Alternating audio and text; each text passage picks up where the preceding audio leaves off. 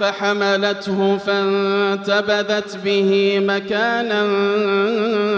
قصيا فأجاءها المخاض إلى جذع النخلة قالت يا ليتني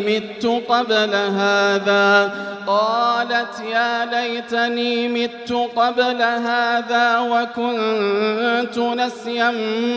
منسيا